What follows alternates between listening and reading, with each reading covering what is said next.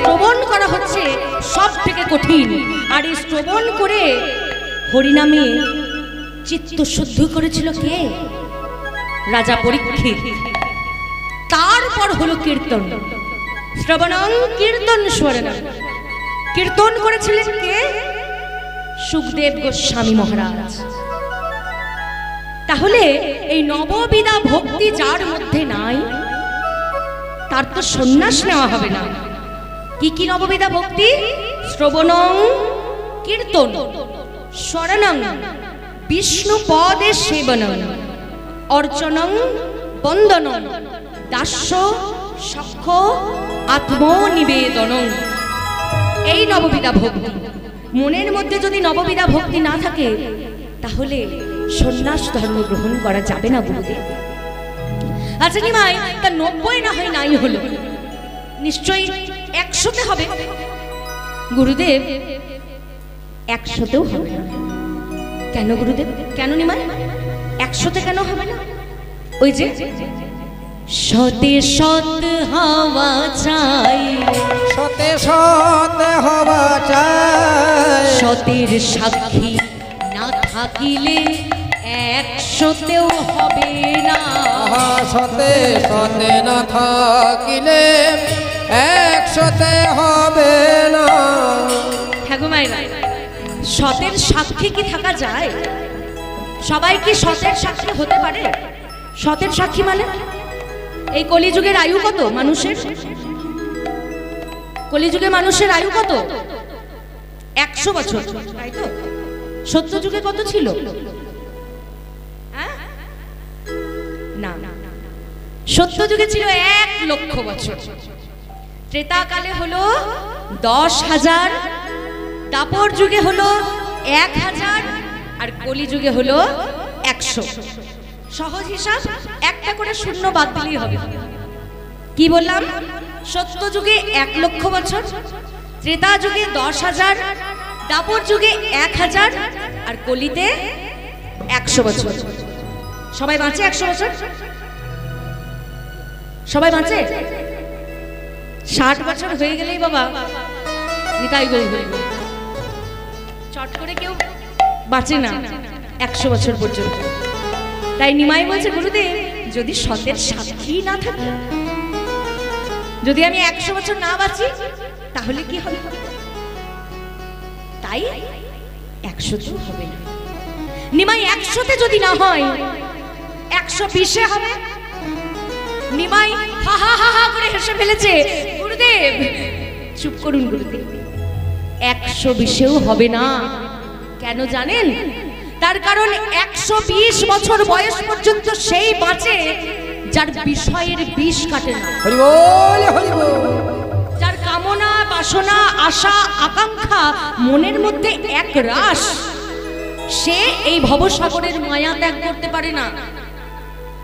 আর যে কামনা বাসনায় লিপ্ত, সে আবার সংসার ত্যাগ করে সন্ন্যাস নেবে কি করে গুরুদেব? তাই যার হবার তার 24-এই হবে, আর যার হবার নয় তার 120-এও হবে না। সঙ্গে সঙ্গে কেশব ভারতী নিমাইয়ের হাত দুটি ধরে বলে উঠল, নিমাই তুমিই হলে জগতের গুরু, নিমাই তুমিই হলে জগৎ কর্তা। এতক্ষণ আমি শুধুমাত্র তোমার পরীক্ষা নিচ্ছিলাম নিমাই। যাও, আমি তোমায় সন্ন্যাস মন্ত্রে দীক্ষা দেব। অদূরে মধু প্রামাণিকের বাড়ি, সেখান হতে তুমি মস্তক মুন্ডন করে এসো। মস্তক মুন্ডন মানে মাথা নাড়া করে এসো, আমি তোমায় সন্ন্যাস মন্ত্রে দীক্ষা দেব। এইবার গৌর হরি আমার আনন্দের সহিত ছুটতে ছুটতে চলে যাচ্ছে মধুনাপিতের বাড়ি।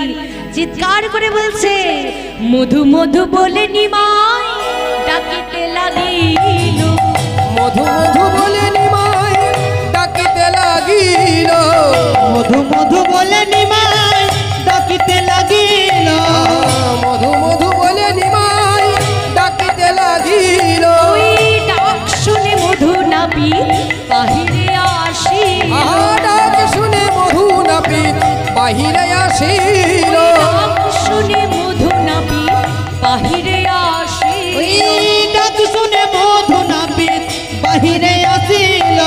প্রভাত কালে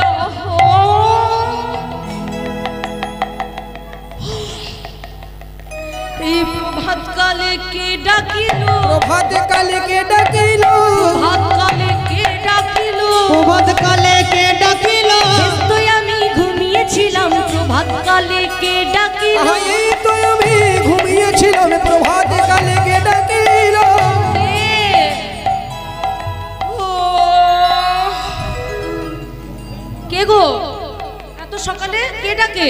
বলে মধু আমি গো আমি। বলে আমি আমি করলে হবে?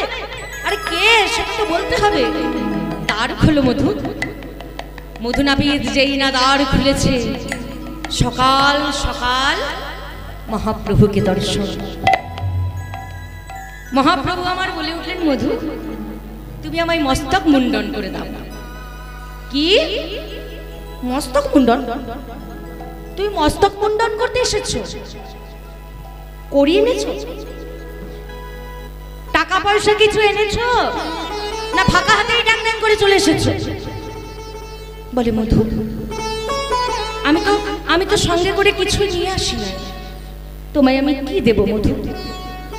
বলে শোনো, টাকা পয়সা ছাড়া আমি মস্তক মুন্ডন করতে পারবো না। সকাল থেকে এসেছো, এখনো বইনি পর্যন্ত হলো না, আর চলে এসেছো মস্তক মুন্ডন করতে। গৌর হরি আমার জিজ্ঞাসা করে বসলেন, আচ্ছা মধু আমার কয়েকটা প্রশ্নের উত্তর তুই দে। কি প্রশ্ন? যে এত টাকা পয়সা করে নিয়ে তুই কি করবি? বলে কেন? আমি আমার একতলাটা দুতলা করব। বলে আরে বাবা তারপরেও তো কিছু অবশিষ্ট করি থাকবে, তো সেই করি দিয়ে তুই কি করবি? বলে কেন? আমি দুতলাটা তিনতলা করে নেব। আরে তারপরেও তো কিছু অবশিষ্ট থাকবে, সেটা দিয়ে কি করবি? বলে সেটা আমি একটা লোহার সিন্দুক কিনে আনবো, সেই সিন্দুকের ভিতর টাকা পয়সা করি সমস্ত কিছু ভরে রেখে চাবি মেরে দেব। এবার বলুন তো মায়েরা, সত্যিই কি তাই? এই জগতে এসে দুতলা তিনতলা বাড়ি করে নিলেই কি জীবন সার্থক হলো? সার্থক কি হলো? হলো না। ওই একতলা দুতলা তিনতলা নিয়ে কি হবে গো? শেষের দিনে ঠাঁই হবে তুলসী তলা। মাথার ওপর একটা তুলসী গাছ রেখে দেবে। যেদিন এই দেহটা পরিত্যাগ করে চলে যাবে, সেদিন তোমাকে কেউ একতলাতেও রাখবে না, কেউ দুতলাতেও রাখবে না। ওই দামি 1 লাখ টাকার ডিমান্ডেও কেউ শুতে দেবে না বাবা। একেবারে সঙ্গে সঙ্গে শরীরটাকে নিয়ে গিয়ে তুলসী মন্দিরে শুইয়ে দেবে। তাহলে করতেই যদি হয়, নিজের তুলসী মন্দিরটা ভালো করে বাঁধিয়ে করাটাই ভালো। শেষকালে যখন ওই তুলসী তলাতেই ঠাই। শুধু কি তাই? শুধু তাই নয় বাবা, আমরা এই জগতে কামনা বাসনা আশা আকাঙ্ক্ষায় লিপ্ত হয়ে গেছি। তাই তো স্বয়ং রামপ্রসাদ তিনি তার ভাষায় বলে উঠলেন, ভেবে দেখ মন কেউ কারো তোমরা মিছে ভ্রম ভূমণ্ডলে।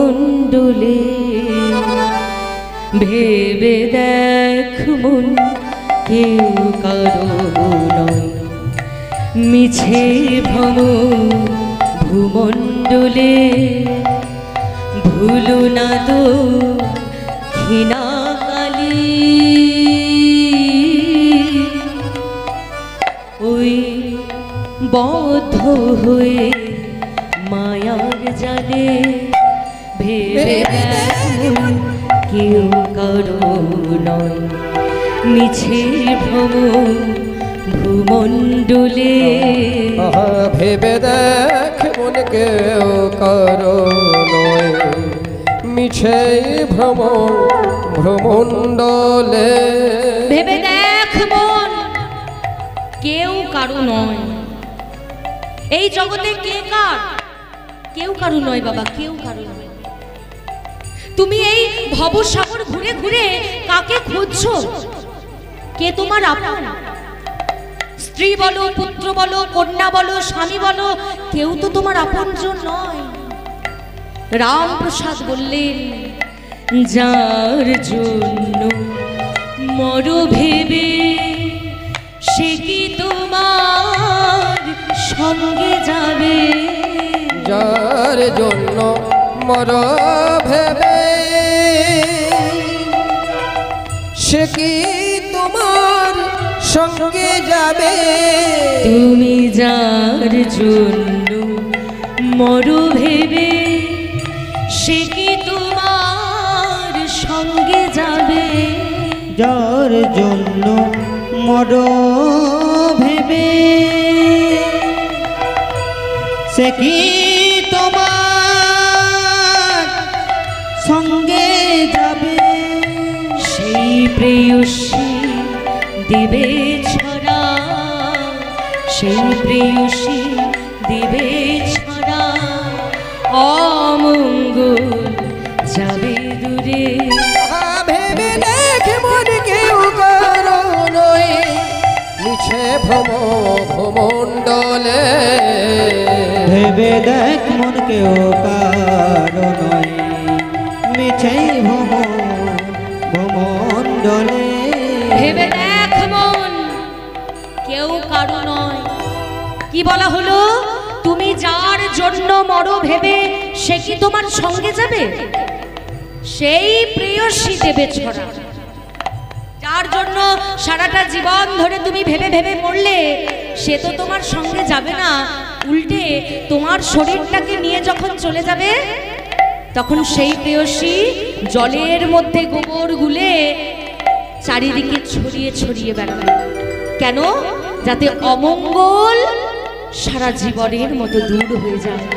মানে তার কাছে তোমার শরীরটা সেই মুহূর্ত থেকে হয়ে গেল অমঙ্গল। তাহলে কার জন্য তুমি এত চিন্তা করলে? কার জন্য তুমি এত ভাবনা ভাবলে বাবা? এই জগতে তো কেউ কারো নয়। শ্রীরাম প্রসাদ বলে সমন যখন ধরবে চুলে, শ্রীরাম প্রসাদ বলে সমন যখন ধরবে চুলে, ডাকবি কালী কালী বলে, ডাকবি কালী কালী বলে, কি করতে পারবে কালে? ভেবে দেখ মন কেউ কারো নয়, মিছে ভ্রমণ্ডলে। ভেবে দেখ মন কেউ কারো নয়, মিছে ভ্রমণ্ডলে। ভেবে দেখ মন কেউ কারো নয়। রামপ্রসাদ বলে সমন যখন ধরবে চুলে। সমন মানে কি গো? সমন মানে যমরাজ যখন শেষের দিনে ওই চুলের মুঠি ধরে টানতে টানতে জমালয়ে নিয়ে যাবে, সেদিন কাকে ডাকবে? নিজের স্ত্রীকে, নিজের পুত্রকে, নিজের কন্যাকে, নিজের স্বামীকে? কেউ তো তোমার সঙ্গে যাবে না। কাকে ডাকতে হবে না? ডাকবি কালী কালী বলে, কি করতে পারবে কালে? শ্রীমদ্ ভগবদ গীতায় বলা হয়েছে, অন্তকালে চ মামেব স্মরণমুক্তা কলেবরম চ প্রয়াতি সমদ্ভাবং জাতি নস্তত্র সংশয়। অর্থাৎ মৃত্যুর কালে যদি কেউ আমাকে এক মুহূর্তের জন্য স্মরণ করে, এক মুহূর্ত, সারা জীবন যদি সে পাপের লেশ মাত্র না রাখে, সারা জীবন যদি সে পাপ করে, কিন্তু মৃত্যুর সময় দেখবেন আগেকার দিনে অনেকে নিজের ছেলে মেয়ের নাম দিত ভগবানের নাম অনুযায়ী। এবার ধরুন আমি আমার ছেলের নাম ধরুন নারায়ণ রেখেছি, আর সারা জীবন পাপ করেছি, মৃত্যুর সময় বলছি নারায়ণ বাবা মুখে একটু জল দে নারায়ণ। এটা বলতে বলতে যদি আমি মারাও যাই, তাতেও আমার মূর্তি, তাতেও আমার সচ্চিদানন্দ বিগ্রহ রূপ দর্শন হয়ে যাবে। এটাই হলো ভগবানের অপার মহিমা। কিন্তু বাবা ব্যাপারটা এতটা সহজ নয় যে মরবার সময় হঠাৎ করে হা গোবিন্দ বলে একবার ডেকে দেব, হবে না।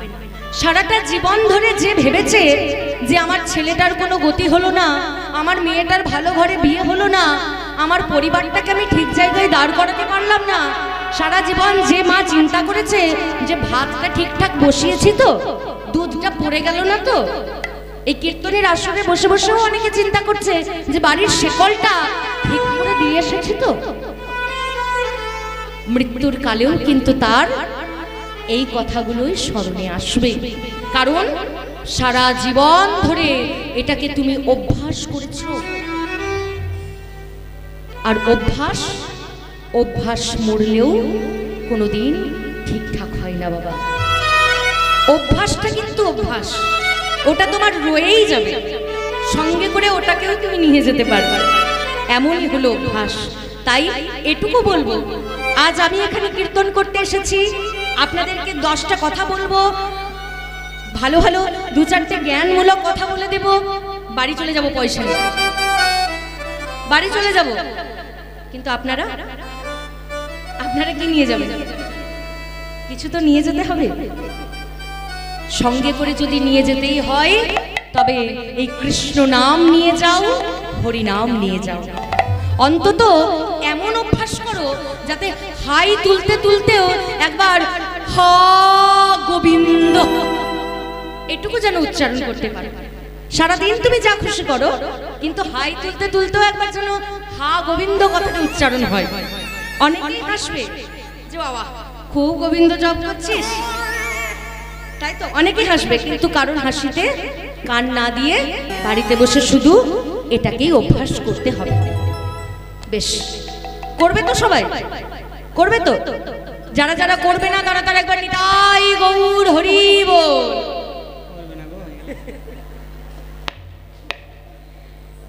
এই কি হলো?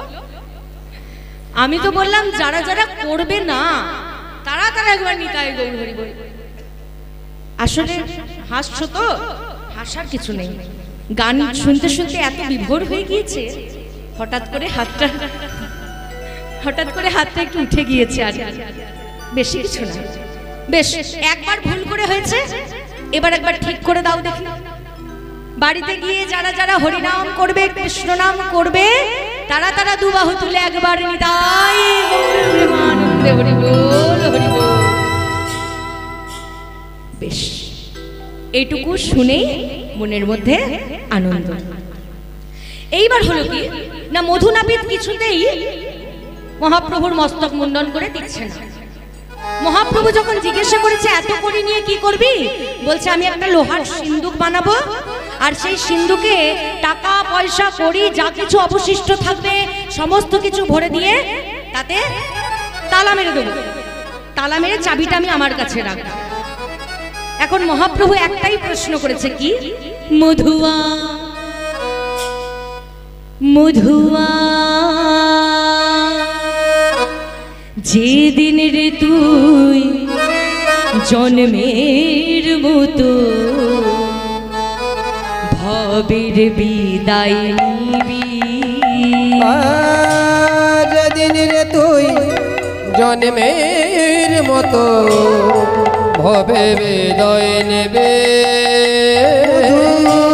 যেদিন রে তুই জন্মের মতো ভবের বিদায় নিবি, ওই লোহার সিন্ধুকের চাবি কার দিয়ে যাবি, ওই লোহার সিন্ধুকের চাবি কার দিয়ে যাবে, মধুয়া যেদিন রে তুই জন্মের মতো ভবের বিদায় নিবি, মধু যেদিন রে তুই জন্মের মতো ভবের বিদায় নিবি, মধু যেদিন রে তুই জন্মের মতো ভবের বিদায় নিবি, সেদিন লোহার সিন্ধুকের চাবি তুই কারে দিয়ে যাবি? মধু তুই কারে দিয়ে যাবি?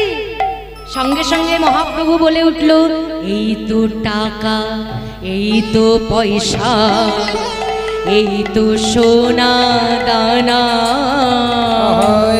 এত টাকা এত পয়সা এত সোনা দানা, মধুয়া শেষের দিনে তোর সঙ্গে কিছুই তো যাবে না, ওই শেষের দিনে তোর সঙ্গে কিছুই তো যাবে না মধুয়া যেদিন রে তুই জন্মের মতো ভবের বিদায় নিবি মধু যেদিন রে তুই জন্মের মতো ভবের বিদায় নিবি মধু এই তো টাকা, এই তো পয়সা, এই তো সোনা দানা, শেষের দিনে তোর সঙ্গে কিছুই তো যাবে না। কিছু যাবে? শেষের দিনে সঙ্গে কিচ্ছু যাবে না। মধু এবার তো মস্তক মুন্ডন করবি। মধুনাপিতের জ্ঞান চক্ষু ফুটল, মহাপ্রভুর সঙ্গ হয়েছে। সৎ সঙ্গ, সৎ সঙ্গ সর্বশাস্ত্র কয়, সর্বশাস্ত্র মাত্র সাধু সঙ্গ কৃষ্ণ প্রেম ভক্তি হয়। কৃষ্ণ প্রেম ভক্তি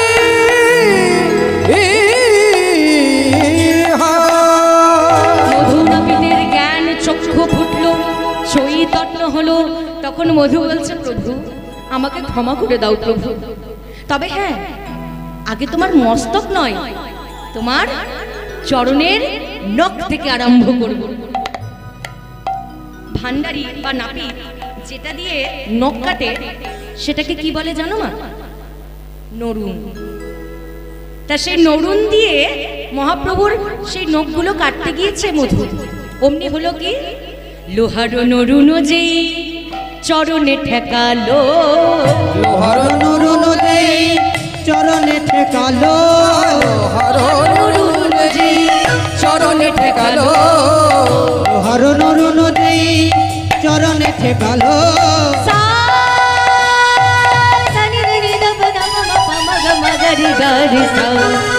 নিসাধানি রে রে গামা পাম্মা গারি গারি সা, নিসাধানি রে রে গামা পাম্মা গারি গারি সা।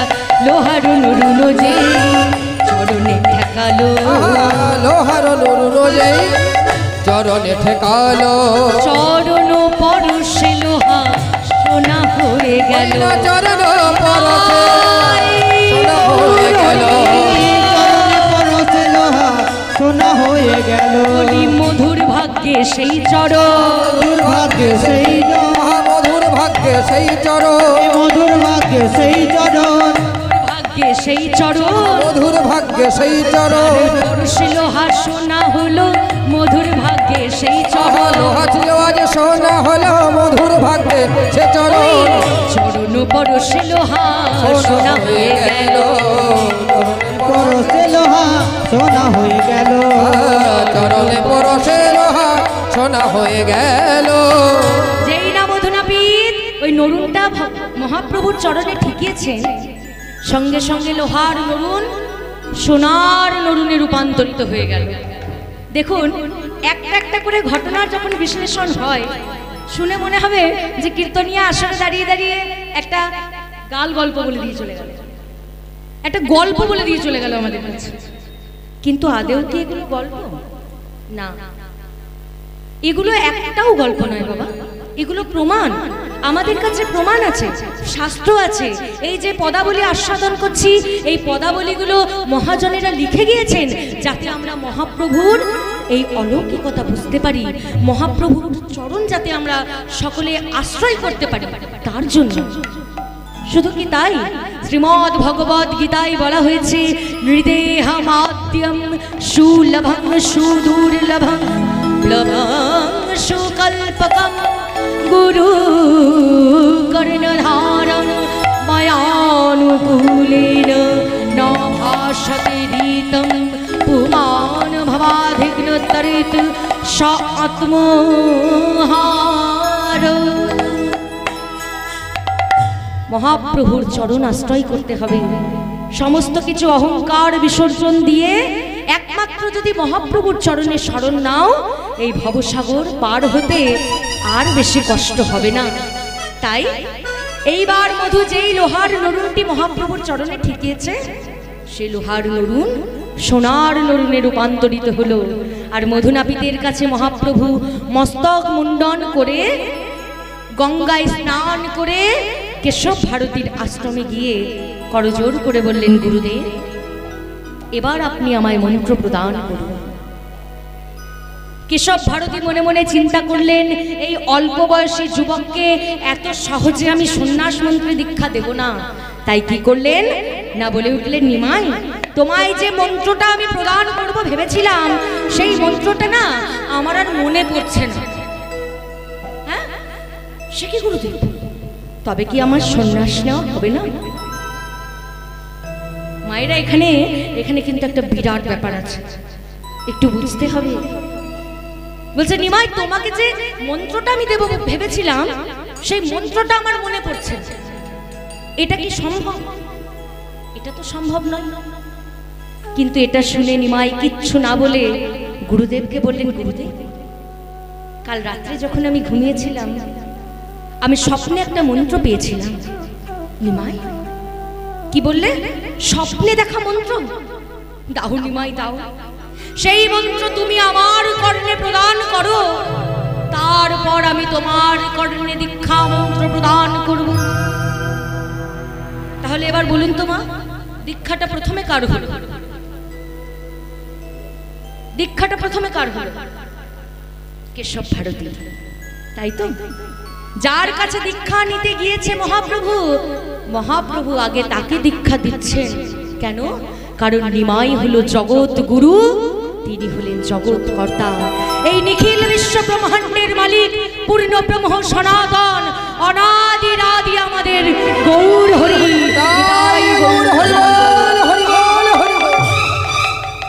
তাই নিমাই সর্বপ্রথম কেশব ভারতীর কর্ণে মন্ত্র প্রদান করলেন। অজ্ঞান তিমিরন্ধস্য জ্ঞানাঞ্জন শলাকয়া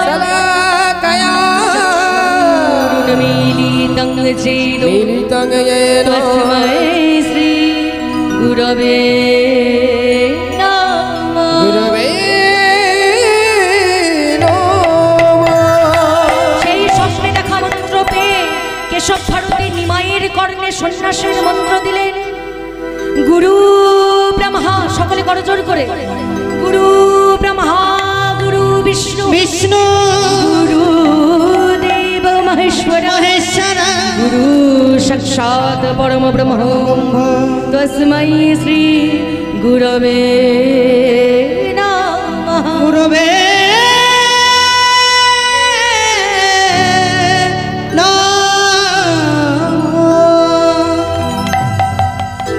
গুরুদেব যেই না কানে সন্ন্যাসের মন্ত্র প্রদান করলেন, অমনি নিমাই গুরুচরণে প্রণাম জানিয়ে হরিনাম করতে করতে বৃন্দাবনের উদ্দেশ্যে রওনা হচ্ছে।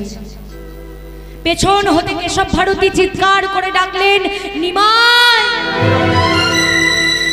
দাঁড়াও, নিমাই দাঁড়াও, নিয়মগুলো তো এখনো সম্পূর্ণ হলো না। আমি তোমাকে দীক্ষা দিলাম, মানে আমি হলাম তোমার গুরু। কই, তুমি তো আমায় গুরু দক্ষিণা দিলে না নিমাই, আমায় গুরু দক্ষিণা দাও। নিমাই বলে, গুরুদেব আপনাকে দক্ষিণা দেবার মতো আমার কাছে যে কিছুই নেই। কেন নিমাই, তুমি পারবে না ওই কাটোয়াবাসীর দাঁড়ে দাঁড়ে মাধুকরী করে এনে আমায় গুরু দক্ষিণা দিতে? তুমি পারবে না নিমাই, গুরু বাক্য লঙ্ঘন করতে নেই। তাই নিমাই সেই কাটোয়াবাসীর দাঁড়ে দাঁড়ে ভিক্ষার আঁচল পেতে ভিক্ষা করছেন। মায়েরা, প্রথমেই গানটা গাওয়ার আগে বলি, আমি কিন্তু এখানে ভিক্ষা চাইছি না। ভিক্ষাটা চাইছে কে? ভিক্ষাটা চাইছে নিমাই। আর কোথায় চাইছে? কাটোয়াতে চাইছে। আমি গানটা গাইছি, আপনারা যেন উঠে ভিক্ষা দিতে চলে আসবেন না। আর যদি কারোর ভিক্ষা দিতে ইচ্ছা হয়, আমরা হলাম ভগবানের সেবক, ভিক্ষা আমাদের ভিক্ষা করলেও আমাদের সেটা খারাপ লাগে না। কিন্তু সেই ভিক্ষা নিতে উঠে এলে এই এত সুন্দর আসরটা ভঙ্গ হয়ে যায়। তাই যদি কাউকে ভিক্ষা দিতে হয়, আমি শেষে আঁচল পেতে দাঁড়াবো, আপনারা যার যতটুকু সাধ্য ভিক্ষা দেবেন, কিন্তু এখন কেউ উঠে আসবেন না, ঠিক আছে? ভিক্ষা দাও গো নগরবাসী, ভিক্ষা দাও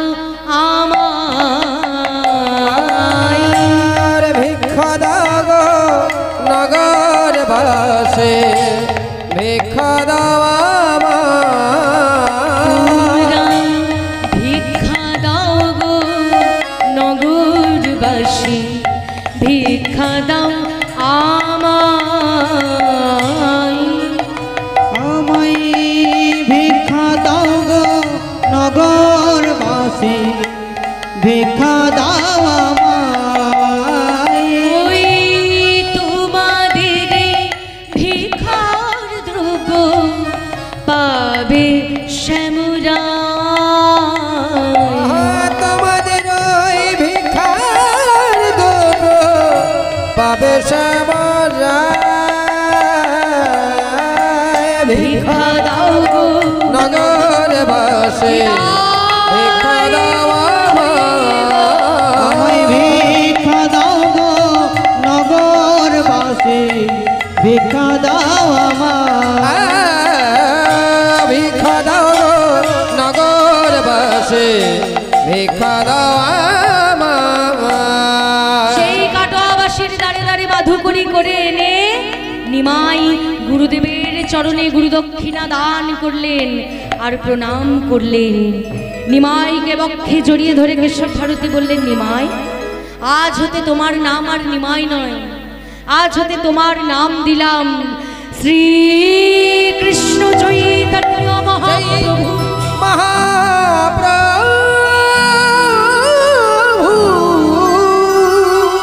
আজ হতে তোমার নাম শ্রী কৃষ্ণ চৈতন্য মহাপ্রভু।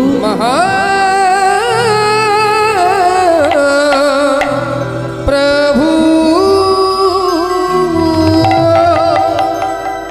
শ্রীকৃষ্ণ চৈতন্য মহাপ্রভু নাম নিয়ে প্রভু আমার চলে যাচ্ছেন দুবাহু উত্তোলন করে বৃন্দাবনের দিকে। এটা হলো সন্ন্যাস গ্রহণ। এখন এরপর কি হলো? নিত্যানন্দ ওই দিক থেকে নিমাইকে খুঁজতে বেরিয়েছে। মনে আছে তো না ভুলে গিয়েছেন? হ্যাঁ মনে আছে তো? সচিমায়ের চরণ ছুঁয়ে প্রতিজ্ঞা করেছিলেন যে মা তোমার নিমাইকে ফিরিয়ে এনে তোমার কোলে বসাবো। তাহলে বসাতে হবে এখন মায়ের কোলে। নিত্যানন্দ কেমন করে মায়ের কোলে বসাবে এইবার সেটা আমরা শুনব। এখন নিত্যানন্দ নিমাইয়ের খোঁজ করতে করতে এসেছেন কেশব ভারতীর আশ্রমে। সেখানে এসে চিৎকার করে নিতাই বলে উঠল, বলো বলো কেশব ভারতী, বলো বলো আমার ভাই নিমাই কোথায়? কেশব ভারতী বলে উঠল, নিতাই যদি তুমি তোমার ভাইকে ফিরে পেতে চাও তাহলে তুমি ওই বকুল তলায় চলে যাও, সেখানেই তুমি সমস্ত উত্তর খুঁজে পেয়ে যাবে। নিত্যানন্দ সঙ্গে তিনজনকে নিয়ে এসেছিলেন, চন্দ্রশেখর, মুরারি গুপ্ত এবং অদ্বৈত আচার্য। এই চারজন মিলে যেই না বকুল তলায় গেলেন সঙ্গে সঙ্গে নিত্যানন্দ করাঘাত করলেন। কি এত বলি চারজনে দেখে বকুল তলা, দেখে বকুল তলা সুকুঞ্চিত কেশরাশি, কেশরাশি ভূমে গড়াগড়ি যাই, ভূমে গড়াগড়ি মহাপ্রভুর কেশরাশি ভূমে গড়াগড়ি যাচ্ছে, কারণ ওই বকুল তলায় মধু প্রভুর মস্তক মুন্ডন করেছে। তা দেখে নিত্যানন্দ কাঁদতে কাঁদতে বললেন, হাই হাই হাই, আমি নিমাইয়ের শেষ রক্ষা করতে পারলাম না, কিন্তু আমি যে মাকে কথা দিয়েছি মায়ের কোলে আমি নিমাইকে বসাবো। ছুটতে ছুটতে কেশব ভারতী এসে বলল, নিতাই তুমি যদি তোমার ভাইকে ফিরে পেতে চাও দেরি করো না, তুমি ওই বৃন্দাবনের পথে চলে যাও, তোমার ভাই এখনো বেশি দূরে যায় নাই। নিত্যানন্দ তার সঙ্গে তিনজনকে বললেন, তোমরা বাড়ি ফিরে যাও। আর অদ্বৈত আচার্যকে বললেন, একখানি নৌকা নিয়ে সুরধ্বনি পরপারের তীরে এসে দাঁড়াতে। মনে রাখবেন, সুরধ্বনির তীরে মানে গঙ্গায় একটা নৌকা নিয়ে দাঁড়িয়ে থাকবে কে? অদ্বৈত আচার্য। কেন না, অদ্বৈত আচার্যের নৌকায় করে নিমাইকে নিয়ে যাবে অদ্বৈত ভবনে। তাই অদ্বৈত আচার্য একখানি নৌকা নিয়ে গঙ্গায় দাঁড়িয়ে আছে, আর বাকি দুজন বাড়ি চলে গেছে, আর এদিকে নিত্যানন্দ চলে যাচ্ছে বৃন্দাবনের পথে। কিছু দূর যেতে যেতে দেখতে পেল একজন নবীন যুবক মুখে কৃষ্ণ নাম হরিনাম করতে করতে করতে ছুটতে চলে যাচ্ছে, অঙ্গে তার কপিন বস্ত্র। তা থেকে চিৎকার করে নিতাই ডাকে, নিমাই নিমাই, ওরে নিমাই।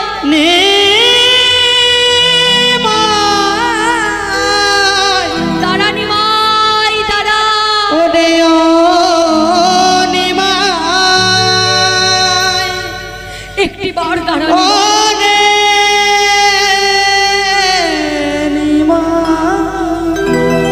একটি বার দাঁড়া।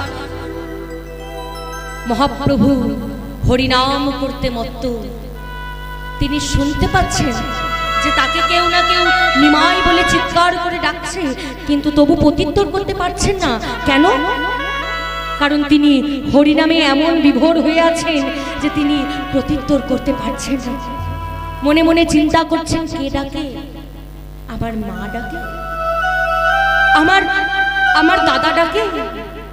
না না না না, ধরতে আমায় পারবে না গো, আমি যাব মধুর বৃন্দাবন। না না, ধরতে আমায় পারবে না গো, যাবো আমি মধুর বৃন্দাবন। না না, ধরতে আমায় পারবে না গো, যাব মধুর বৃন্দাবন। না না, ধরতে আমায় পারবে না গো, যাব মধুর বৃন্দাবন। আমি যাব মধুর বৃন্দাবন, যাব মধুর বৃন্দাবন। আমি যাব মধুর বৃন্দাবন, আমি যাব মধুর বৃন্দাবন। আমি যাব বৃন্দাবনে। না না, ধরতে আমায় পারবে না গো, যাবো মধুর বৃন্দাবন। ধরতে আমায় পারবে যাব মধুর বৃন্দাবন। ওই বাঁশিতে ডেকেছে মোরে, আমায় রইতে দিল না ঘরে।